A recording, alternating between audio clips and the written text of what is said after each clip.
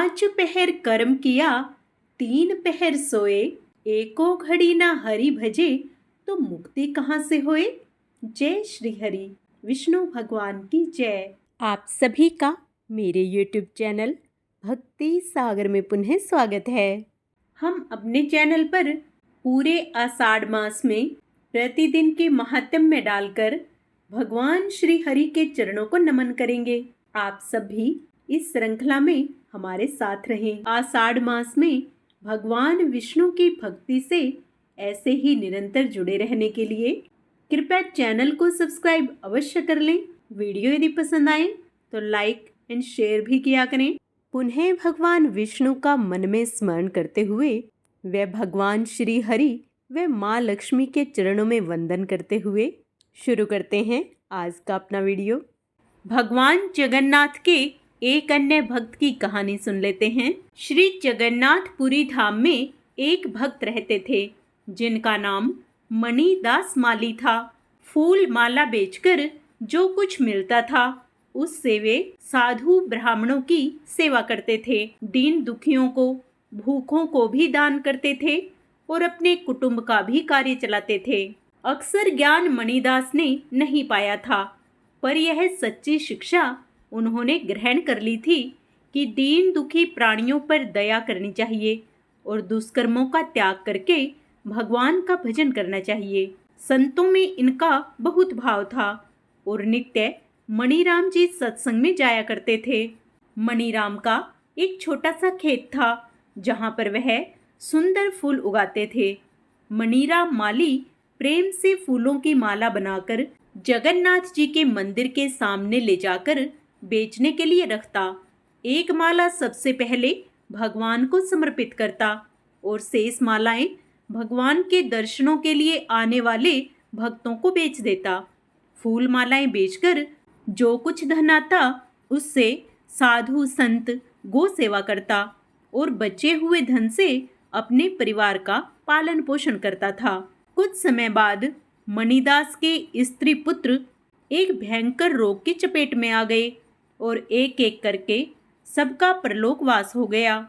जो संसार के विषयों में आसक्त माया मोह में लिपटे प्राणी हैं वे संपत्ति तथा परिवार का नाश होने पर दुखी होते हैं और भगवान को दोष देते हैं, किंतु मणिदास ने तो इसे भगवान की कृपा मानी। उन्होंने सोचा मेरे प्रभु कितने दयामय हैं कि उन्होंने मुझे सब ओर से बंधन मुक्त कर दिया। स्त्री पुत्र को अपना मानकर उनके मोह में फंसा रहता था। श्री हरि ने कृपा करके मेरे कल्याण के लिए अपनी वस्तुएं लौटा ली। मैं मोह मदिरा में मतवाला होकर अपने सच्चे कर्तव्य को भूला हुआ था। अब तो जीवन का प्रत्येक क्षण प्रभु के स्मरण में लगाऊंगा।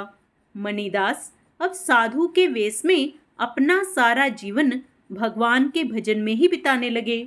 हाथों में करताल लेकर प्रातःकाल ही स्नान आदि करके वे श्री जगन्नाथ जी के सिंह द्वार पर आकर कीर्तन प्रारंभ कर देते थे। कभी कभी प्रेम में उन्मत्त होकर नाचने लगते थे। मंदिर के द्वार खुलने पर भीतर जाकर श्री जगन्नाथ जी की मूर्ति के पास गरुड़ स्तंभ के पीछे खड़े होकर देर तक अपलक दर्शन करते रहते और फिर साष्टांग प्रणाम करके कीर्तन करने लगते थे। कीर्तन के समय मणिदास को शरीर की सुधि भूल जाती थी। कभी नृत्य करते, कभी खड़े रह जाते, कभी गाते, स्तुति करते या रोने लगते, कभी प्रणाम करते, कभी जय जयकार करते और कभी भूमि में लौटने लगते थे। उनके शरीर में अश्रु, स्वेद, कंप, रोमांच आदि आठों सात्विक भावों का उदय हो जाता था। उस समय श्री जगन्नाथ जी के मंदिर में मंडप के एक भाग में पुराण की कथा हुआ करती थी। कथावाचक जी विद्वान तो थे पर भगवान की भक्ति उनमें नहीं थी। वे कथा में अपनी प्रतिभा से ऐसे ऐसे भाव बतलाते थे कि श्रोता मुग्ध हो जाते थे। एक दिन कथा हो रही थी। पंडित जी कोई अद्भुत भाव बता रहे थे कि इतने में करताल बजाता राम कृष्ण गोविंद हरि की उच्च ध्वनि करता मणिदास वहां आ पहुंचा। मणिदास तो जगन्नाथ जी के दर्शन करते ही बेसुध हो गया। मणिदास माली को पता नहीं कि कहाँ कौन बैठा है और क्या हो रहा है। वह तो उन्मत्त होकर नाम ध्वनि करता हुआ नाचने लगा। कथावाचक जी को उसका यह ढंग बहुत बुरा लगा। उन्होंने डांटकर उसे हट जाने के लिए कहा, परंतु मणिदास तो अपनी धुन में था। उसके कान कुछ नहीं सुन रहे थे। कथावाचक जी को क्रोध आ गया। कथा में विघ्न पड़ने से श्रोता भी उत्तेजित हो गए। मणिदास पर गालियों के साथ साथ थप्पड़ पड़ने लगे। जब मणिदास को बाह्य ज्ञान हुआ तब वह भौंचक्का रह गया। सब बातें समझ में आने पर उसके मन में प्रणय कोप जागा। उसने सोचा, अब प्रभु के सामने ही उनकी कथा कहने तथा सुनने वाले मुझे मारते हैं, तब मैं वहां क्यों जाऊं? जो प्रेम करता है उसी को रूठने का भी अधिकार है। मणिदास आज श्री जगन्नाथ जी से रूठकर भूखा प्यासा पास ही के एक मठ में दिन भर पड़ा रहा। मंदिर में संध्या आरती हुई, पट बंद हो गए, पर मणिदास आया नहीं। रात्रि को द्वार बंद हो गए। पुरी नरेश ने उसी रात्रि में स्वप्न में श्री जगन्नाथ जी के दर्शन किए। प्रभु कह रहे थे, तू कैसा राजा है? मेरे मंदिर में क्या होता है तुझे इसकी खबर भी नहीं रहती।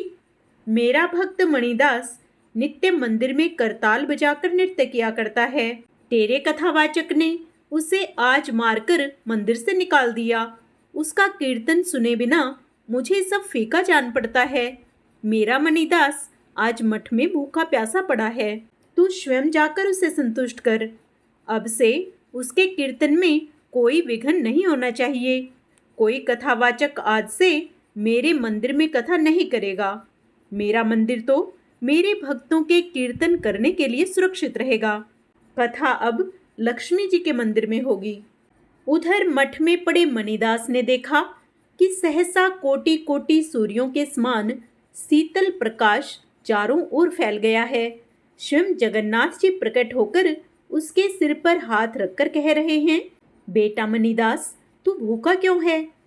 देख, तेरे भूखे रहने से मैंने भी आज उपवास किया है। उठ, तू जल्दी भोजन तो कर ले। भगवान अंतर्ध्यान हो गए। मणिदास ने देखा कि महाप्रसाद का थाल सामने रखा है। उसका प्रणय रोष दूर हो गया। प्रसाद पाया उसने। उधर राजा की निद्रा टूटी। घोड़े पर सवार होकर वह स्वयं जांच करने मंदिर पहुंचा। पता लगाकर मठ में मणिदास के पास गया और प्रणाम करके अपना स्वप्न सुनाया। राजा ने विनती करके कहा कि आप पुनः नित्य की भांति भगवान को कीर्तन सुनाया करो। मणिदास में अभिमान तो था नहीं। वह राजी हो गया। राजा ने उसका सत्कार किया। करताल लेकर मणिदास स्तुति करता हुआ श्री जगन्नाथ जी के सम्मुख नृत्य करने लगा। उसी दिन से श्री जगन्नाथ मंदिर में कथा का बांचना बंद हो गया। कथा अब तक श्री जगन्नाथ जी के मंदिर के नित्य कोण में स्थित श्री लक्ष्मी जी के मंदिर में होती है। दिव्य धाम गमन मणिदास जीवन भर श्री जगन्नाथ जी के मंदिर में कीर्तन करते रहे और भगवान को संतुष्ट करते रहे। जय जगन्नाथ। जय श्री हरि। आइए आषाढ़ मास का आगे का महात्म्य स्मरण करते हैं।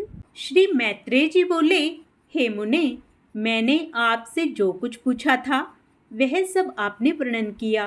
अब भृगु जी की संतान से लेकर संपूर्ण सृष्टि का आप मुझसे फिर वर्णन कीजिए। श्री पाराशर जी बोले, भृगु जी के द्वारा ख्याति से विष्णु पत्नी लक्ष्मी जी और धाता विधाता नामक दो पुत्र उत्पन्न हुए। महात्मा मेरु की आयति और नीति नाम की कन्याएं भाता और विधाता की स्त्रियां थीं। उनसे उनके प्राण और मृकंडु नामक दो पुत्र हुए। मृकंडु से मार्कंडे और उनसे वेदशिरा का जन्म हुआ। अब प्राण की संतान का वर्णन सुनो। प्राण का पुत्र द्युतिमान और उसका पुत्र राजवान हुआ।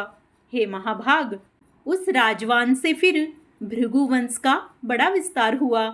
मरीचि की पत्नी संभूति ने पूर्णमास को उत्पन्न किया। उस महात्मा के विरजा और पर्वत 2 पुत्र थे। हे द्विज, उनके वंश का वर्णन करते समय मैं उन दोनों की संतान का वर्णन करूंगा। अंगीरा की पत्नी स्मृति थी, उसके सीनी वाली कुहू, राका और अनुमति नाम की कन्याएं हुई। अत्रि की भार्या अनसुया ने चंद्रमा, दुर्वासा और योगी दत्तात्रेय इन निष्पाप पुत्रों को जन्म दिया।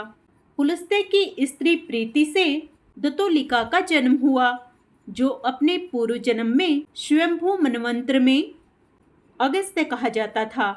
प्रजापति पुलह की पत्नी क्षमा से कृदम, उर्वरियान और सहिष्णु ये 3 पुत्र हुए। क्रेतु की संतति नामक भार्या ने अंगूठे के पोरवों के समान शरीर वाले तथा प्रखर सूर्य के समान तेजस्वी वाल खिल्यादि 60,000 उधर्वरेता मुनियों को जन्म दिया।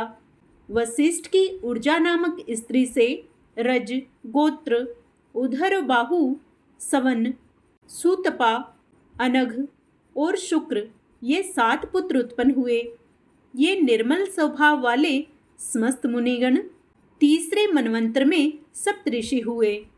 हे द्विज, अग्नि का अभिमानी देव जो ब्रह्मा जी का ज्येष्ठ पुत्र है, उसके द्वारा स्वाहा नामक पत्नी से अति तेजस्वी पावक, पवमान और जल को भक्षण करने वाला सुचि ये 3 पुत्र उत्पन्न हुए। इन तीनों के प्रत्येक के 15-15 पुत्र के क्रम में 45 संतान हुई। पिता अग्नि और उसके 3 पुत्रों को मिलाकर ये सब अग्नि ही कहलाते हैं। इस प्रकार कुल 49 अग्नि कहे गए हैं। हे द्विज, ब्रह्मा जी द्वारा रचे गए जिन अग्निक, अग्निहाता और साग्रीव, बहिर्सद आदि पितरों के विषय में तुमसे कहा था, उनके द्वारा सवधा ने मैना और धारिणी नामक 2 कन्याएं उत्पन्न की। वे दोनों ही उत्तम ज्ञान से संपन्न और सभी गुणों से युक्त ब्रह्मवादिनी तथा योगिनी थी।